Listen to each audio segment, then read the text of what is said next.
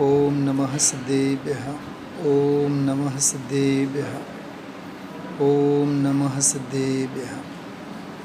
नमो अरहन्ताणं नमो सिद्धाणं नमो आयर्याणं नमो वज्रायाणं नमो रोये सवसावणं।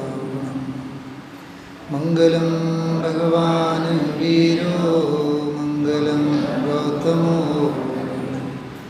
मंगलं कुन्दकुन्दार्यो जनधर्मोऽस्मङ्गलं सर्वमङ्गलमाङ्गल्यं सर्वकल्याणकारकं प्रदानं सर्वधर्माणां जयं जयतु शासनं जयं जयतु शासनम्।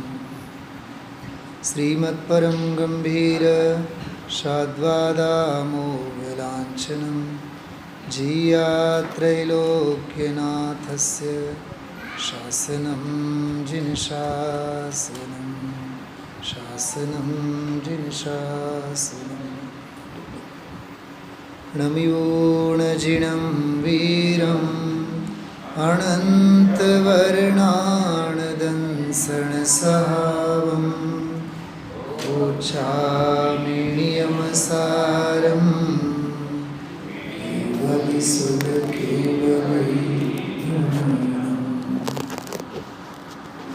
नियम सार ग्रंथाधिराज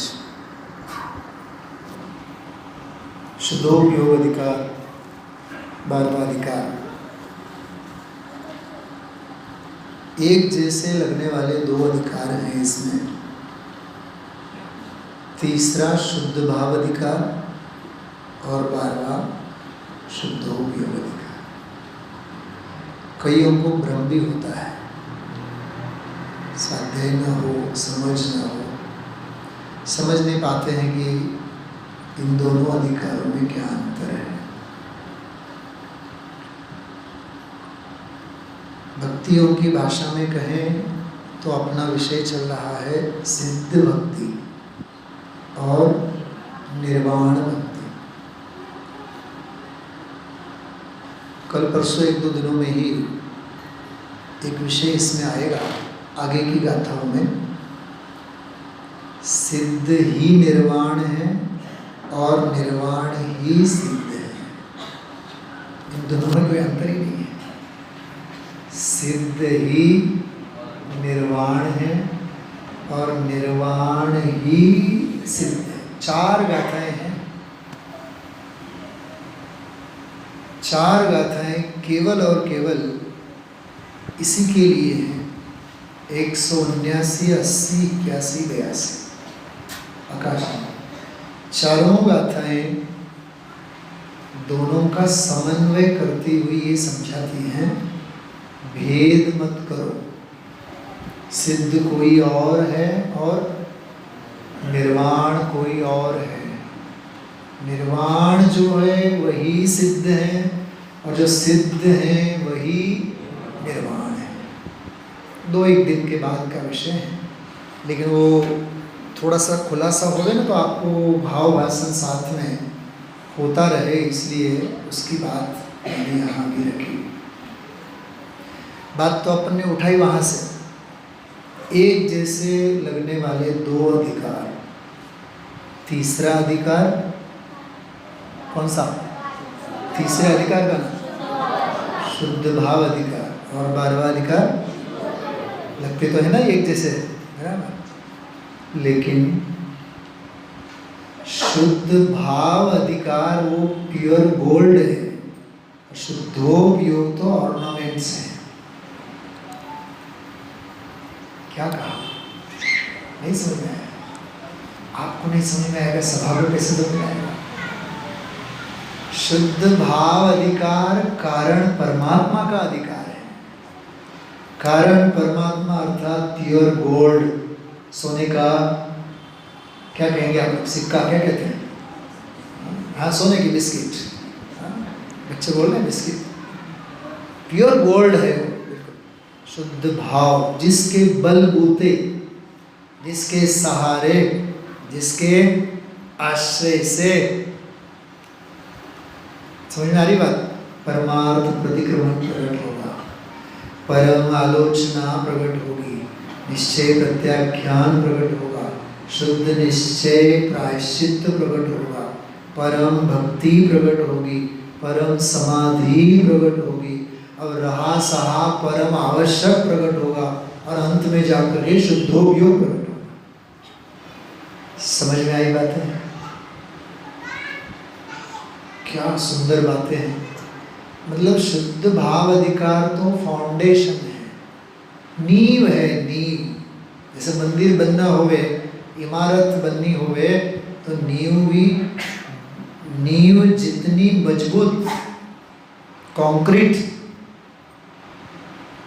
इमारत भी, भवन भी उतना ही मजबूत होता है। बीम कॉलम बोलते हैं, क्या बोलते हैं सिविल सर्विसेज की लैंग्वेज में, बीम कॉलम।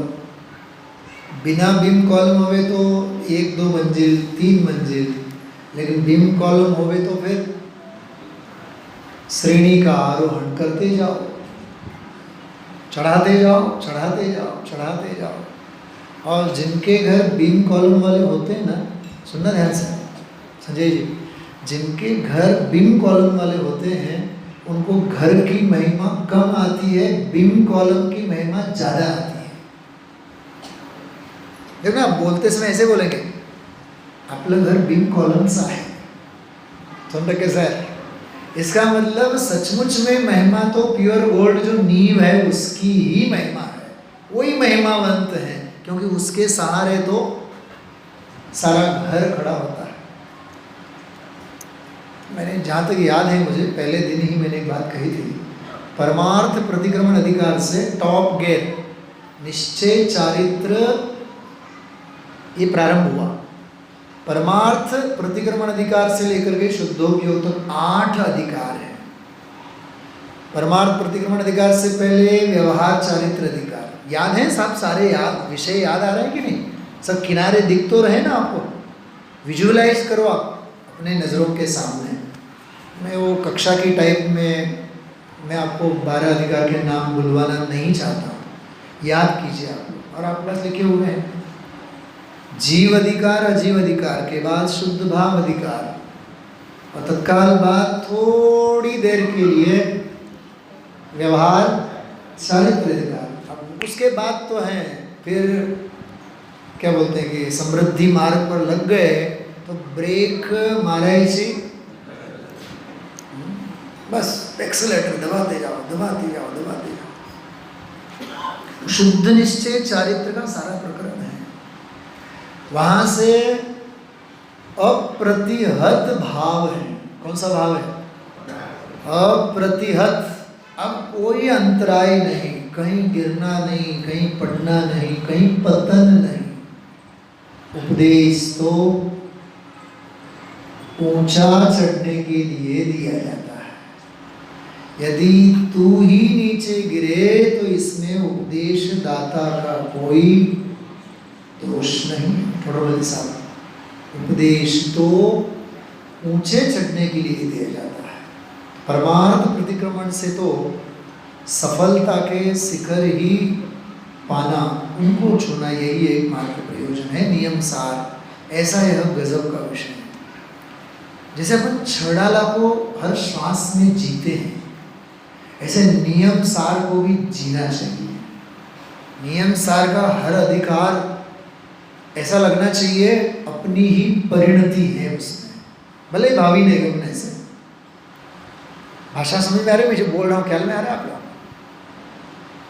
तो वहाँ दैनिक स्वाध्याय में अब तो समझ लीजिए लगभग नियम सार तो पूरा भी हो गया, परमात्मा प्रकाश चल रहा है। 25, 27, 28 प्रवचन परमात्मा प्रकाश के हो गए। 214, 15 प्रवचन नियम सार के ऊपर, कारण कार्य नियम ग्रंथ के रूप में। अब वो पहला दूसरा ही प्रवचन, पहली गाथा के ऊपर का, बल्कि इससे पहले तो 6-7 कलश आए हुए हैं। पहली गाथा से पहले 7 कलश, 7 कलश के ऊपर लगभग 2-3 व्याख्यान हुए पूरे स्त्री के।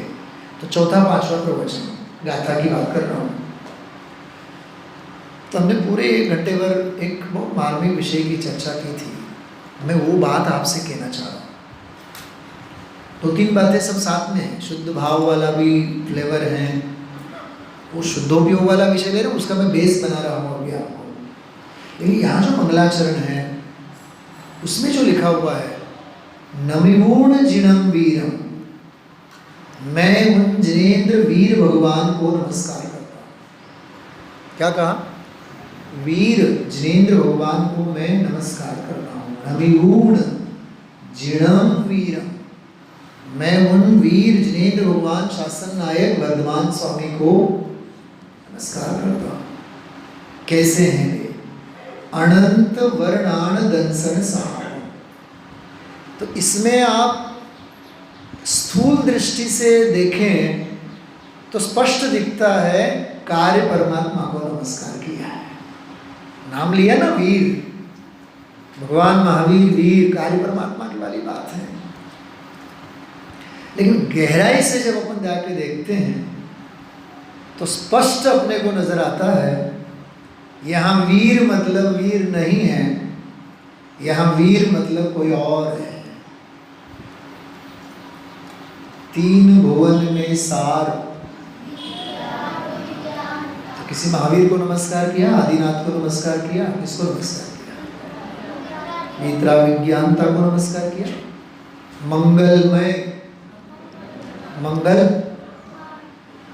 करण, वीतराग विज्ञान। फिर क्या लिखा? नमो ताहि, रुकना, नमो ताहि मतलब उसे हम नमस्कार करते हैं। जाते भय, जिससे हुए, जिससे बने। तो सवाल यह है कि किससे बने? तो फिर रिवर्स जाओ, मंगल में मंगल करण वीतराग विज्ञान, उससे भय, उससे हुए।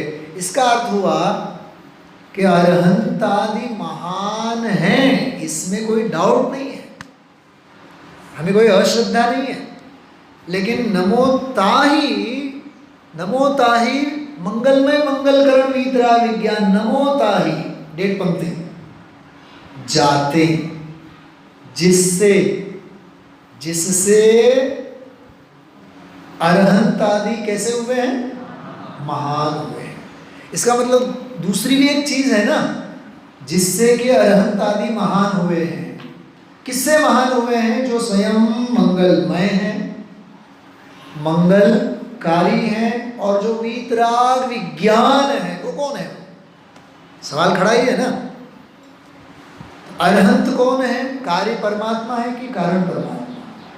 बोलो जल्दी बोलो। कार्य परमात्मा दशा है ना।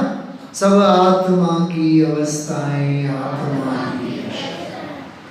तो वो जो आत्मा की अवस्था है, अरहंत सिद्धाचार्य पाठक, वो अवस्था किसी नींव के भरोसे तो पैदा हुई होगी ना। वो बिम कॉलम कौन सी है? उसे कहते हैं कारण परमात्मा। क्या कहते हैं उसे? कारण परमात्मा। अब सुनना, मैं शुद्धोपयोग अधिकार की तरफ थोड़ा सा गाड़ी डाइवर्ट करता हूँ। हम आप लोग भक्ति कर रहे हैं सिद्धात्मा की, सिद्ध भक्ति। कौन सी भक्ति चल रही है? सिद्ध भक्ति। तो सिद्ध भक्ति में सिद्ध जो है वे सिद्धात्मा है, बराबर। लेकिन वे सिद्धात्मा तब हैं जब वे शुद्धात्मा है। क्या कहा? अरे वे पहले शुद्धात्मा है, बाद में सिद्धात्मा हुए हैं। जो हुए हैं, गाते हैं ना अपन मंगलाचरण में, तो जो हुए हैं ना, है नहीं ना। क्या कहा? हुए हैं, है नहीं। आत्मा तो है, शुद्धात्मा तो है, गहने बने हैं। क्या कहा? गहने तो बने हैं और गोल्ड सोना तो है, कार्य परमात्मा दशा तो प्रकट होती है, कारण परमात्मा तो हाजरा हजूर है। तो ये वाली बात इसमें छुपी है मंगलाचरण में। नम्यूण जिणम वीरम, हम उस वीर को नमस्कार करते हैं। अब थोड़ी सी व्याकरण तो पढ़ना पड़ेगा इसमें। वीर, महावीर, अतिवीर, सन्मति, वर्धमान, बराबर। कौन याद आते हैं अपने को? त्रिशलानंदन, बराबर। यहाँ मालूम क्या कह रहे हैं? वीर अर्थात जो अपने विक्रांत, वीरता, पराक्रम, शौर्य को जो प्रकट करे उसका नाम वीर। भगवान महावीर को वंदन किया तो ऐसे महावीर को वंदन किया, उसका अर्थ इसमें समझा रहे हैं। इसमें लिखा है वीर यते शूर यते वीरो विक्रांत, वीरो इति विक्रांत, वीर यते शूर यते विक्रामति कर्म आरातिं विजयते इति वीर। भाषा समझ में आ रही है? बात समझ में आ रही है थोड़ी सी? हाँ, युगल जी बाबू जी एक बात कहा करते थे, हर्षवर्धन जी भाई साहब, शेंगा खाते हैं ना अपन, मूंगफली, वो कहते थे मूंगफली जिसके फोल करके खाना आता होवे, मूंगफली अपन फोलते हैं ना, तो छिलका हेय तत्व है, अंदर का दाना बोलिए उपादेय तत्व है, और दाना खा रहे होते हैं वो जो आनंद है वो ध्येय है। जिसे मूंगफली फोल करके खाना आता होवे उसको सम्यक दर्शन की प्राप्ति होगी, वो सम्यक के पात्र है, क्योंकि उसमें भी उसकी भेद ज्ञान की कला छिपी है, वो संस्कार छिपे हैं। आज आप 9-10 महीने 1 साल के बच्चे को भी, बोलना नहीं चाह रहा हूँ फिर भी मैं उदाहरण के रूप में बोल रहा हूँ, चॉकलेट उस बच्चे को दे दिया जाए अथवा बच्चा ले लेवे, कितनी तसल्ली से हे को हे कर देता है और उपादेय का परम शांत भाव से ग्रहण करता है। और कई बच्चे तो इतने भेद विज्ञानी होते हैं, यदि दादा दादी मांगे तो ऊपर का रेफर दे देते हैं और अंदर का चॉकलेट को खा लेते हैं। बच्चे की उस खाने की विधि को देख करके भी सामने वाले को क्षयिक सम्यक तो हो जाए। वाह, धन्य है ऐसी भेद विज्ञान की कला। तो सिद्ध तो हुए हैं ना, लेकिन हुए हैं वो किसके भरोसे? स्वभाव भाव ऐसा है। कैसा है वो स्वभाव? अनंत वर्णानदं सणसहावं, अनंत ज्ञान, अनंत दर्शन, अनंत सुख और अनंत वीर्य। ये अभी आएगा, अभी टीका पढ़ेंगे उसमें आएगा। सहज ज्ञान, सहज दर्शन, सहज सुख और सहज वीर्य जिसका स्वभाव है। गुलाब चंद जी भाई साहब, स्वभाव कभी नष्ट नहीं होता, व्यय को प्राप्त नहीं होता और स्वभाव कभी उत्पन्न नहीं होता। थोड़ा सा व्यतिरेकी भाषा में बोल रहा हूं। सूर्य कहते ही उसे हैं जिसके जीवन में कभी अस्त तो है ही नहीं, उदय भी नहीं है। सूर्य तो सूर्य है। भाषा समझ में आ रही है आप लोगों को? हाँ, वो सूर्य ही क्या कहलाए जो अस्त को प्राप्त हो, और जो सूर्य ही क्या कहलाए जिसे उदय होने की जिसे आवश्यकता। ज्ञान तो अपने पास बहुत है लेकिन समाधान नहीं है। नहीं, मैंने खुद ने प्रश्न पूछा था युगल जी बाबू जी से, तत्व चर्चा जब चलती थी, वरिष्ठ उपाध्याय में थे, जब बड़ी जिज्ञासा से हमने प्रश्न पूछा, चिट्ठी लिख करके भेजते थे। विचारों में, चिंतन में तत्व की महिमा बहुत है। लेकिन 5 इंद्रिय के भाव उछलते हैं, विषय वासना बनी रहती है, झोंक बना रहता है विषयों के प्रति। तो क्या किया जाए, उपाय बताइए। युगल जी बापू जी ने क्या उत्तर दिया था, व्यक्तिगत मेरे लिए दिया था, समझे आप, सभा को दिया था, वो जवाब मैं आपको कह रहा हूं। बोले ये बिल्कुल गलत बात है, ये बिल्कुल झूठ बात है। कौन सी झूठ बात है? हमारे चिंतन में, हमारे विचार में तत्व तो बहुत हैं, लेकिन विषय भोग आदि के भाव हैं, ये बात ही गलत है तुम्हारी, सभी झूठ है। क्योंकि जहां ज्ञान होता है वहां समाधान होता है, जहां तत्व ज्ञान होता है वहां शांति होती है, जहां तत्व का निर्णय होता है वहां निराकुलता होती है, जहां निर्विषय ज्ञान का अनुभव होता है वहां विषय भोगों आदि का प्रवाह शांत हुआ होता है। कुछ बात समझ में आ रही? हाँ, इसलिए कहते हैं ज्ञान सर्व समाधानकारी होता है। क्या कहा? ज्ञान सर्व समाधानकारी होता है। सभी समस्याओं का हल एकमात्र ज्ञान है, तत्व ज्ञान है, आत्मज्ञान है। आत्मज्ञान ही, बच्चे बोलो, आत्मज्ञान ही ज्ञान है। और फिर कितने धड़ल्ले से बोल रहे हैं अपन लोग, हाँ, आत्मज्ञान ही ज्ञान है, कहा ना। अब उसके बाउंड्री के बाहर के जितने भी शास्त्र ज्ञान है,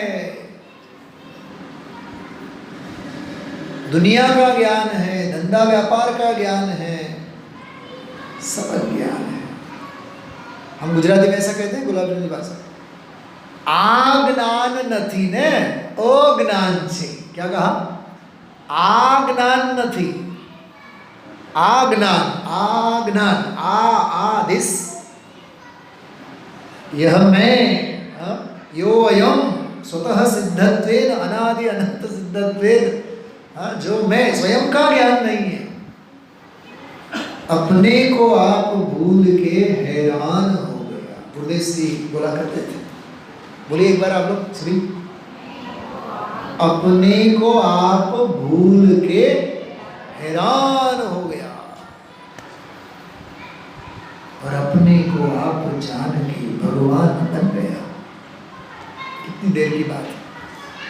तो शुद्धात्मा है, उसी में से तो सिद्धात्मा बने। तो शुद्धात्मा है कैसा? वह सहज ज्ञान दर्शन सुख वीर स्वभाव है। स्वभाव शाश्वत होता है। स्वाश्रित शाश्वत सुख भोग। मैं जानबूझ करके अंतरा की दूसरी पंक्ति बोल रहा हूं। रागादि रहित उपयोग। बोलिए आगे। ज्ञायक प्रतिभासी हो, स्वाश्रित शाश्वत सुख भोग, शुद्धात्म विलासी हो। नियम सार में ही, केवल नियम सार में एक शब्द आता है बहुत गजब का, चैतन्य विलास। कौन सा शब्द है? एक बच्चे, यहाँ नाटक में एक बच्चे का नाम मेरे ख्याल से चिद्रूप था ना, चिद्रूप। जिन्होंने भी स्क्रिप्ट बनाई है, जिस बच्चे को भी चिद्रूप बनाया था, वो ध्यान रखें, अपने आत्म कल्याण के लिए एक सुदृष्टि तरंगिणी नाम का ग्रंथ है। हर श्लोक में चिद्रूप, स्वाध्यायी को सबको ख्याल है, हर श्लोक चिद्रूप स्वरूपोऽहम्। कल संजय जी याद करना, ये जो आध्यात्मिक सारे जो अपने बीज मंत्र हैं, उनका प्रसंगानुरूप विधान पूजाओं में हम लोग वहाँ प्रयोग करते हैं, उनका भी अपन थोड़ा सा ध्यान की दृष्टि से आनंद के लिए, अपने कोई नया क्रियाकांड नहीं है, लेकिन उनका भी अपन लाभ लेंगे। एक हम लोगों ने एक बीज मंत्र अमित गति आचार्य के संकलन में से अपने पास रखा है, सामायिक पाठ में सारे बीज मंत्र मैंने लिए हैं। ज्ञान सुधा सौध स्वरूपो, क्या कहा? इतना ताकतवर है वो, कॉन्क्रीट बीज मंत्र है। सुधा मतलब अमृत, सौध जैसे आप बोलते हैं हौद। ये हौद क्या होता है? पानी की टंकी। ऐसे ज्ञान सुधा सौध, ज्ञान रूपी अमृत का सारा समंदर जिसमें भरा हुआ है, ऐसा बीज मंत्र है मूल में। कहने का तात्पर्य ये है, ऐसा मेरा स्वभाव है, उस स्वभाव के आश्रित जो सुख है, मुझे आपसे ये कहना है, स्वाश्रित जो सुख है, जो अंतरा अपन ने अभी याद की है, रागादि रहित उपयोग, क्या है आगे? ज्ञायक प्रतिभासी हो, स्वाश्रित शाश्वत सुख भो, शुद्धात्म विलासी हो। बात किसकी चल रही है? सिद्धों की। किसकी वंदना है ये? अशरीरी। तो अशरीरी सिद्ध भगवान कैसे हैं? तो कहते हैं रागादि रहित उपयोग, ज्ञायक प्रतिभासी हो, स्वाश्रित शाश्वत सुख भोग, शुद्धात्म विलासी हो। आप शुद्धात्म विलासी हैं, और शुद्धात्म विलासी जो होते हैं वो सुख भोगी होते हैं। सुख भोगी जो होते हैं वे शाश्वत होते हैं, और जो शाश्वत होते हैं वे स्वाश्रित होते हैं, और स्वाश्रित जो होते हैं उनके उपयोग में ज्ञायक के प्रतिभास के अलावा और कुछ नहीं होता है, क्योंकि उनका उपयोग रागादि भावों से रहित होता है। कुछ समझ में आया? अपन काव्य पंक्ति ले गए फॉरवर्ड में, अर्थ करते आए रिवर्स में। समझे जी क्या, कितनी मार्मिकता है उसमें। ये है ये अनंत वर्णानंद संसार, ऐसा मेरा स्वभाव भाव। सुनो और एक बात, सिद्ध भगवान तो प्रगट पर्याय में अनंत के भोग की दशा है। सुना, बहुत मार्मिक बात कर रहा हूं। अनंत सुख के भोग की दशा का नाम सिद्ध है, लेकिन अनंत ज्ञान दर्शन सुख वीर्य आदि के सुख के प्रगट पर्याय में भोग वाली दशा, उसका नाम कार्य परमात्मा रूप सिद्ध दशा है। स्वभाव में तो अनंत ज्ञान दर्शन सुख वीर्य स्वभाव तो निरंतर स्वभाव भाव में पड़ा ही हुआ है। तो जो है उसकी महिमा की, जो होती है उसकी महिमा बताओ। हाँ, मराठी में एक कहावत मुझे बड़ी अच्छी लगती है, मराठी में भी गुजराती में भी है, वो बहुत जोरदार है। दूरूम डोंगर, बोलो तो एक बार सर। दूरूम डोंगर साजरे, बात में समझ में आ रही है? अपने को जो चमक धमक बाहर की जो दिखती है वो दूर से दिखती है। पर्वताः दूरतः, पर्वत तो दूर से ही रम्य हुआ करते हैं, क्या इनमें रखा हुआ है? अरे वो स्वभाव भाव तो प्रकट हुआ है ना, स्वभाव भाव तो है ना, केवल नाण दंसन सहाव।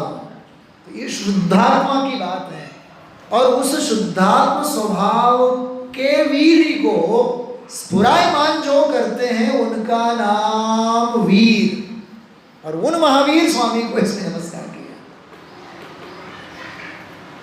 गहराई समझ रही क्या बात कर रहे हैं हम लोग? स्वभाव कैसा और प्रगट सिद्ध भाव कैसा।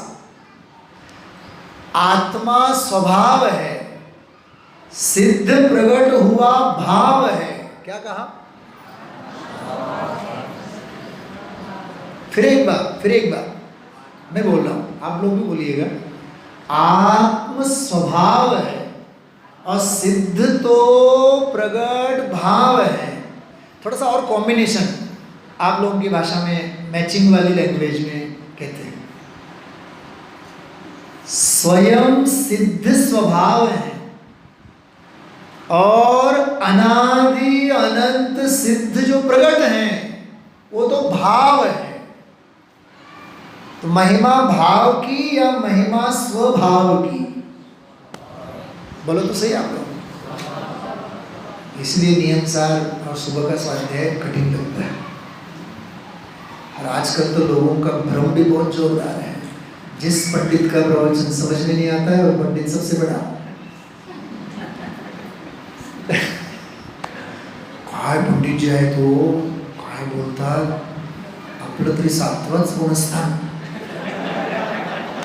बहुत अच्छी बात है। माथे से चला जाए वो विद्वान सिरमौर। हाँ, स्वाध्याय के बाद भी ऐसे मैं हंसी मजाक के रूप में बोल रहा हूँ। जैसे कोई बोले पंडित साहब आज बहुत आनंद आया, क्या सुना? अवर्णनीय, वचन अगोचर। नहीं कुछ तो आप फरमाओ। नहीं आप 1 घंटा तो आप ही फरमा के आए। एक न्याय याद नहीं रहे, एक तर्क याद नहीं रहे। मैं अभी तक जो बोला हूं ना, 31 मिनट तक जो बोला हूं अभी तक, मैं खुद नोट्स बनाऊं ना, कम से कम 10 पेज के नोट्स हो जाए। काक दृष्टि बको ध्यानम श्वान नेत्रा तथैव च अल्पहारी बृहत्यागी मुमुक्षु पंच लक्षण। जिज्ञासा गुरु निष्ठा च सतत अभ्यास निश्चय एकाग्रता महत्कांक्षा विद्यार्थी पंच लक्षण। बहुत व्यक्तित्व विकास और मुमुक्षुपने को खिलने की आवश्यकता है।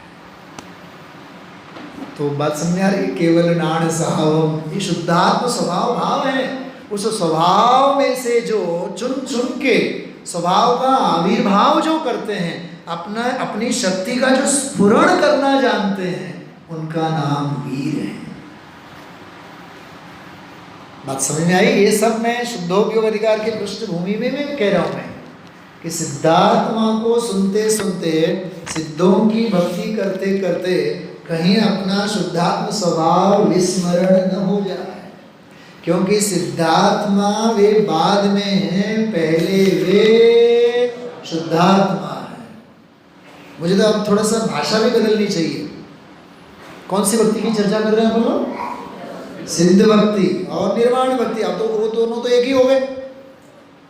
सिद्ध है सो निर्वाण और निर्वाण है सो सिद्ध। अब 2 को भूल जाओ, एक को याद रखो।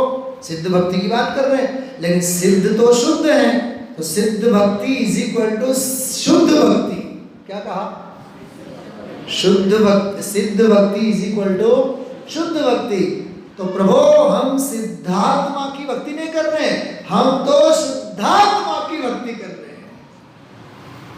इसको बोलते हैं श्रीमद जी की भाषा में आत्म भावना भावता जीव लहे केवल ज्ञान रहे। आत्म भावना भावता जीव लहे केवल ज्ञान। प्रवचन सार जी में ज्ञान अधिकार में और समय सार की 9वीं 10वीं गाथा में एक बात आती है। सुनना, दोनों जगह एक ही बात है, प्रवचन सार में भी और समय सार में भी। केवली को केवली क्यों कहते हैं और शुद्ध केवली को शुद्ध केवली क्यों कहते हैं? सुनेंगे तो मैं कहता हूँ आज की सारी चर्चा भूल जाइए, केवल ये कोटेशन, ये संदर्भ याद रखिए। ऐसा लिखा है वहाँ टीका में, केवली केवल ज्ञानी, केवली केवली इसलिए हैं क्योंकि वे केवल आत्मा को जानते हैं। क्या कहा? केवल को जानते हैं इसलिए वे केवली हैं। फिर एक बार बोलिए, दोहराइए आप लोग सभी। केवल को जानते हैं, इसलिए वे केवली हैं।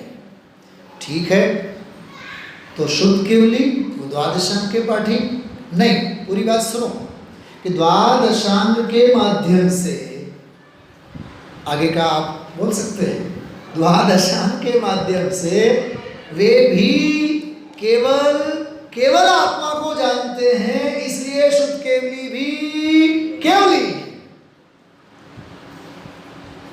13वां कलश टीका पांडे राजमल जी। कोई समझे कि द्वादशांग की उपलब्धि कोई अपूर्व लब्धि है, नहीं। उसी द्रव्य स्वरूप रूप द्वादशांग में भाव शुद्ध आत्मानुभव की बात है। देखो, मैं सारी सभा से कहता हूं, स्वाध्याय के बिना समझ में नहीं आता है। क्या कहा? मैं प्रवचन नहीं बोल रहा हूं। स्वाध्याय समझने के लिए भी, बोलिए, स्वाध्याय समझने के लिए भी स्वाध्याय चाहिए। निशिकांत जी, ये कोई ऐसा नहीं कि अपन कहीं किराने की दुकान पे गए और पैसे दे दिए और फटाफट निकल गए और समझ में आ जाए। अरे समझ में आ जाता है तो एक पल भर में समझ में आता है, नहीं समझ में आता है तो अनंत काल तक नहीं समझ में आता है। संजय जी, कितनी गहरी बात है, इतनी गहरी बात है। हाँ, ख्याल में आई बात? इतनी गहरी चर्चा है। शुद्धात्मा, सिद्धात्मा, कारण परमात्मा, कार्य परमात्मा। हाँ, सोना, चांदी और दागिना, इस भाषा में जो भाव वासन तत्काल हो जाता है। बच्चे भी ऐसे करते हैं। पंडित जी ने सोने और गहने का उदाहरण दिया, उदाहरण लिख लेते हैं, दृष्टांत याद रह जाता है और दृष्टांत सिद्धांत भूल जाते हैं।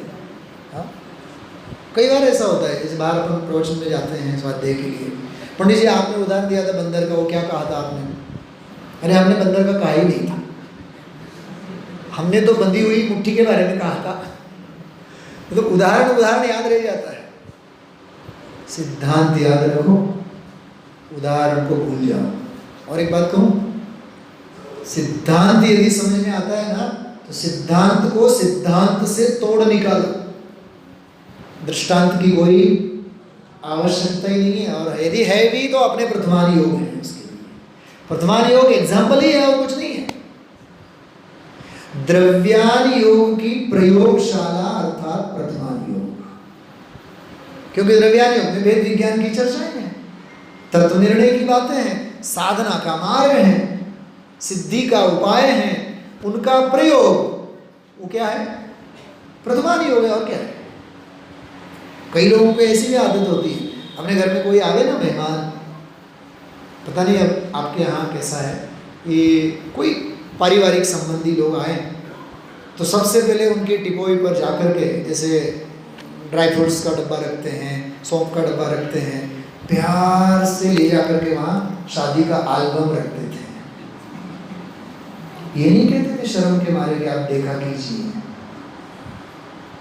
और उनका भी ध्यान चल विचल हो जाता है, बराबर। फिर एक एक करके फोटो दे, वो नहीं कहेंगे कि आप देखा करो, दर्शन करो। शादी के सारे फोटो एल्बम वहाँ रखते हैं, और एल्बम की वो जगह ही होती थी, कोई मेहमान आ जाए तो सामने रखें।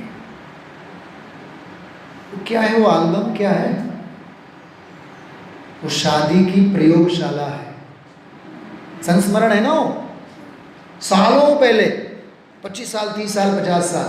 प्रथमान योग क्या है? ये द्रव्यान योग का एल्बम है, ज्ञानी जीवों की साधना का एल्बम है वो, प्रयोग है वो।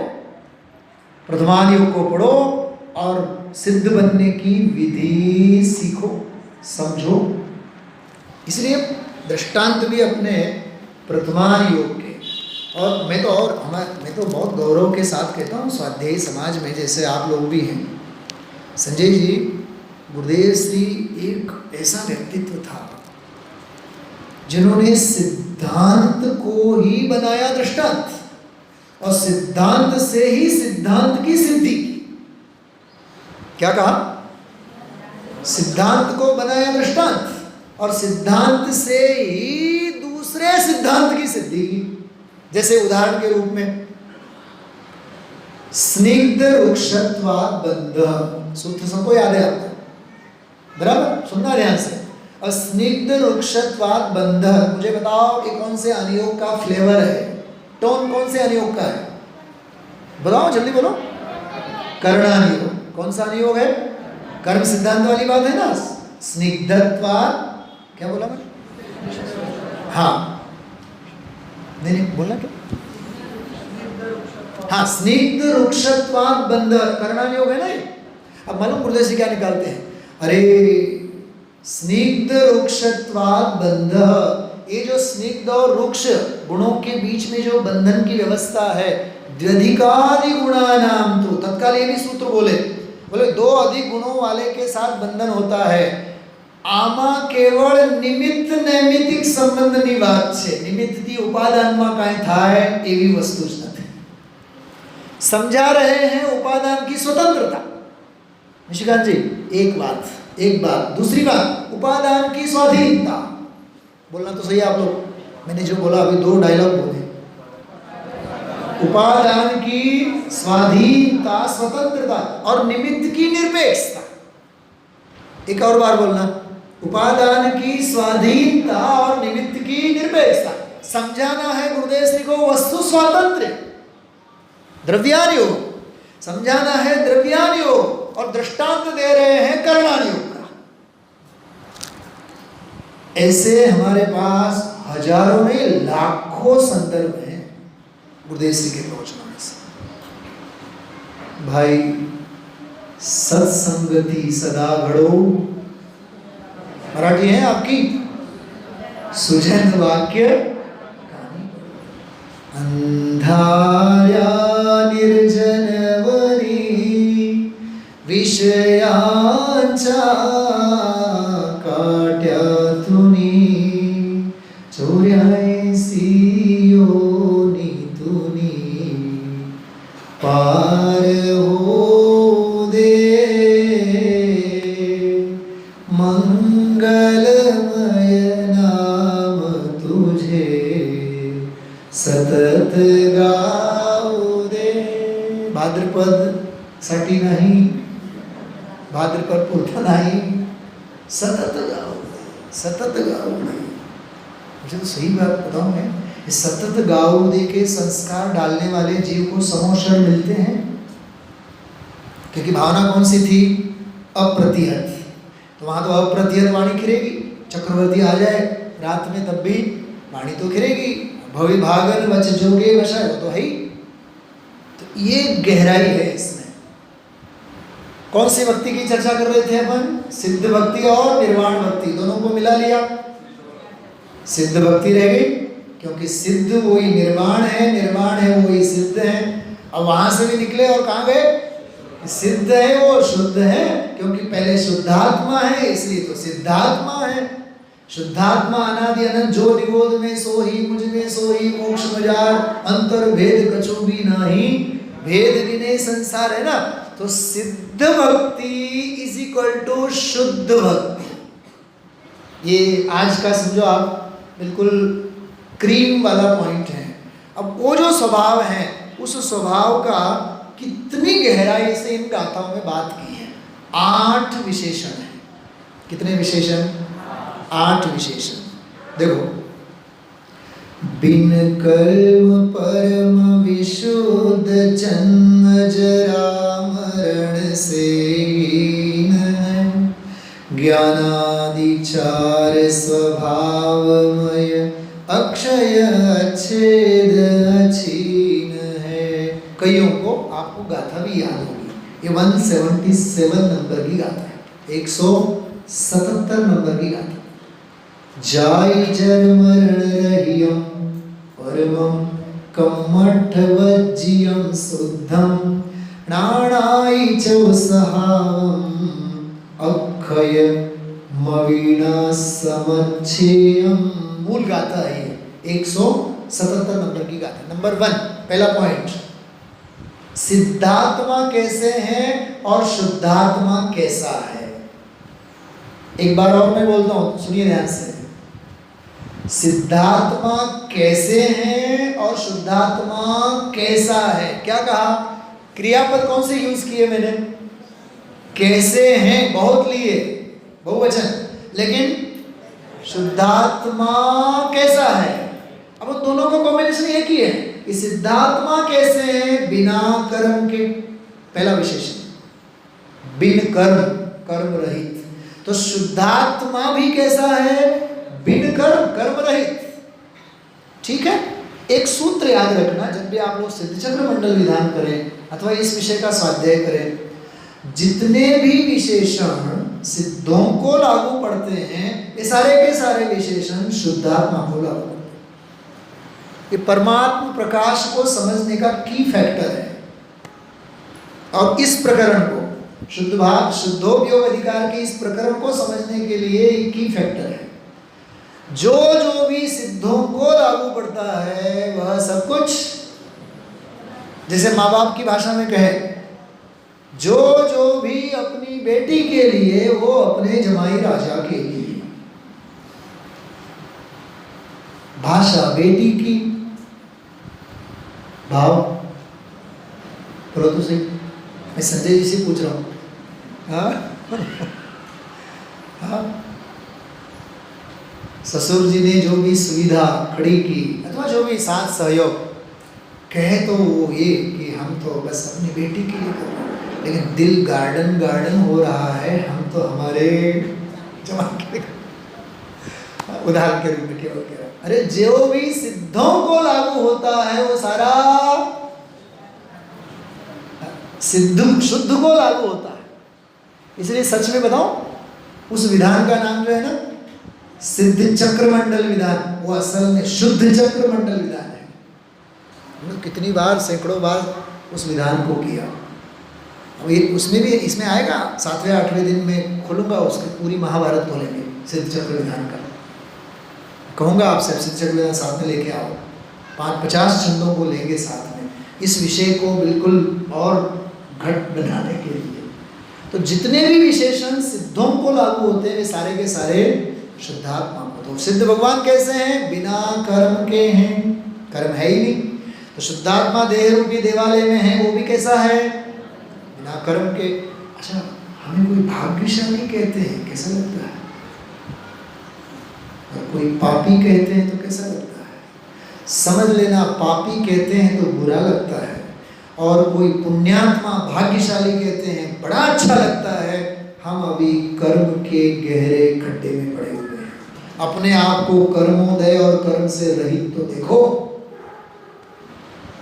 अतत्व शक्ति के व्याख्या में गुलाब चंद वैसा गुरुदेव श्री ने कहा, आ दुनियाना जेटला जे बदा करोड़पतिओ भाग्यशाળી છે, પોતાને ભાગ્યશાળી સમજે છે, એ ભાગ્યશાળી નથી, ભાંગશાળી છે।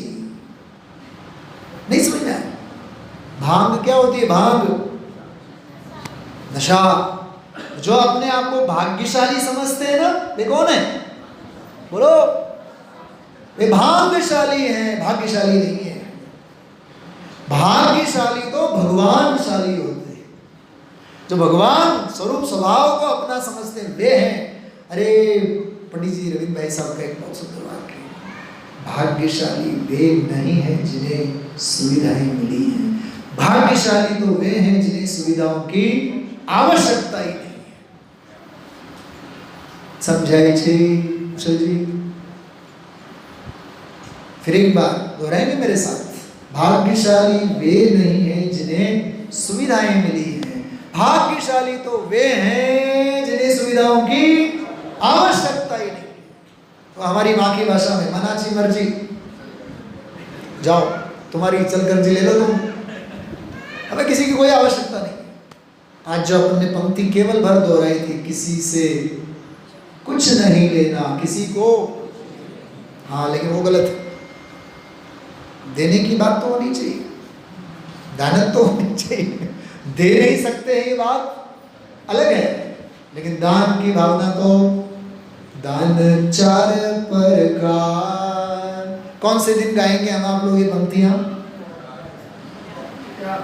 हाँ, बात समझ में आ रही है? दे नहीं सकते हैं सिद्धांत हैं, लेकिन देना चाहिए ये चरणान योग है। क्या गजब की बात है, इसको बोलते हैं जैन दर्शन। देते भी चले जाओ और समझते भी चले जाओ, हम कुछ दे नहीं सकते हैं। वाह निशिकांत जी, हाँ, कार्यकर्ता के रूप में कार्य करते भी चले जाओ और अकर्ता भाव का घोलन भी करते चले जाओ।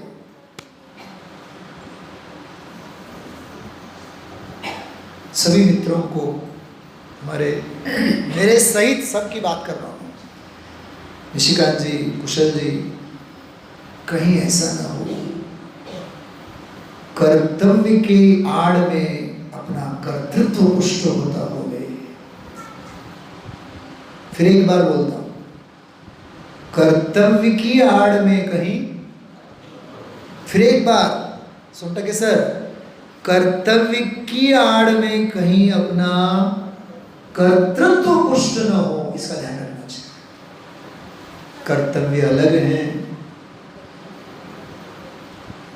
कर्तृत्व अलग है। और मराठी में तो बहुत ज्यादा इसका साम्राज्य है, फार कर्तृत्व वाले आहेत। जैन दर्शन चीख चीख के चिल्ला चिल्ला के कहता है, कोई किसी का करता नहीं। त्यांचे व्यक्तित्व फार विराट आहे हो, फार कर्तृत्व वाले आहेत ते। हाँ, परमाणु बच्चा बोलता है पाठशाला का, अणु अणु स्वयं में लीन है, कण कण स्वयं में। लिखा कि नहीं, अमृतचंद्राचार्य देव लिखते हैं, हे जगत जनों, ये व्याख्येय प्रवचन सार हैं, शब्द व्याख्यान मिले और हमारे गुरु ने उसकी व्याख्या की है, हम उनके, हमारे गुरु उसके व्याख्याता हैं। हे जगत जनों, तुम मोह में नहीं नाचो। वस्तु स्वभाव का परिणमन है। तो सिद्धात्मा सिद्ध शुद्धात्मा का कॉम्बिनेशन। सिद्ध भगवान बिन कर्म है, नंबर 1 पहला पॉइंट। आत्मा भी बिन कर्म है। दूसरा पॉइंट, परम है। सिद्ध भगवान कैसे हैं? परम है। तो शुद्ध भगवान आत्मा भी अपना कैसा है? वो भी परम है। आपको बारंबार विचार आता होगा परम क्यों कह रहे हैं। परम पारिणामिक भाव के द्वारा परम स्वभाव वाला होने के कारण परम, परम पारिणामिक भाव के द्वारा परम स्वभाव वाला होने के कारण परम है। एक दोहा आप लोगों ने सुना होगा, हीरा मुख से ना कहे। अपन ने पहनी हुई जो अंगूठी होती है वो हीरा चीख चीख के चिल्ला के कहता है कि मेरी करोड़ों की कीमत है। संजय जी, अरे हम विद्वान हैं, हम शास्त्री, हमें कहने की आवश्यकता नहीं है। हमारी वाणी, हमारी श्रद्धा, हमारा वक्तव्य ही कह देगा। बात समझ में आ रही है? हीरा मुख से ना कहे, लाख हमारो मोल। करोड़ों की हमारी कीमत है, वो हीरा नहीं बोलेगा, उसकी चमक बता देगी कि उसकी करोड़ों की कीमत है। बात समझ में आ रही है? परम और अपन लोग बैठे हुए हैं अपरम भाव में। स्वभाव अपना परम, सिद्ध तो बैठे ही हैं परम भाव में, अपना भगवान आत्म स्वभाव भी परम भाव है, फिर भी अपरम भाव की सारी दयनीय दशा चल रही है। हाँ, घर नाही, घर आहे तर पंखा नाही, पंखा आहे तर एसी नाही। अमोक जी, एसी तो है पंडित साहब, लेकिन कूलर नहीं है। और बाजू वाले के वहाँ एसी और कूलर आ जाता है तो अपना पंखा भी हड़प्पा और मोहनजोदाड़ो की संस्कृति लगती है। कुछ समझ में आया? फिर अपना पंखा भी बेचारा सेवा में लगा रहता है, लेकिन गरम, आजकल फारस गर्मी होता है। वो बच्चा आकर के अपने बाप को दिमाग चाटता है, पापा कलर टीवी आ गई बाजू में, वो अंकल ने एसी ले लिया, स्मार्ट टीवी आ गई। आप सोचो तो सही, काम भोग बंधन की कथा परस्पर में कैसा आचार्यपना। अरे अपने पास सर्वस्व है, प्राप्त है सो पर्याप्त है। क्या कहा? प्राप्त है सो पर्याप्त है। तो परम स्वभाव है ना, प्राप्त ही है ना, वो पर्याप्त है। हमें किसी और की कोई आवश्यकता नहीं। ये दूसरा विषय। तीसरा, विशुद्ध है। कैसा है? द्रव्य कर्म, भाव कर्म, नो कर्म से रहित ऐसा। सिद्ध भगवान विशुद्ध है, मेरा शुद्धात्मा भी विशुद्ध है। 3 हो गए विशेषण। अकर्म स्वभावी, बिन कर्म मतलब कर्म रहित, अकर्म। दूसरा कौन सा आया? परम। तीसरा कौन सा आया? विशुद्ध। चौथा जन्म जरा मरण से रहित है। सिद्धों का जन्म नहीं है, सिद्धों का मरण नहीं है। ऐसे शुद्ध आत्मा का भी जन्म जरा और मरण नहीं है। जन्म जरा, जरा वृद्धावस्था, बिन कर्म, बिन कर्म, हाँ ने वो, हाँ बिन कर्म, कर्म से रहित ऐसा। अकर्म, अबद्ध स्पष्ट वाला विशेषण आता है, वो वाला है अबद्ध स्पष्ट, बिन कर्म, कर्म से रहित।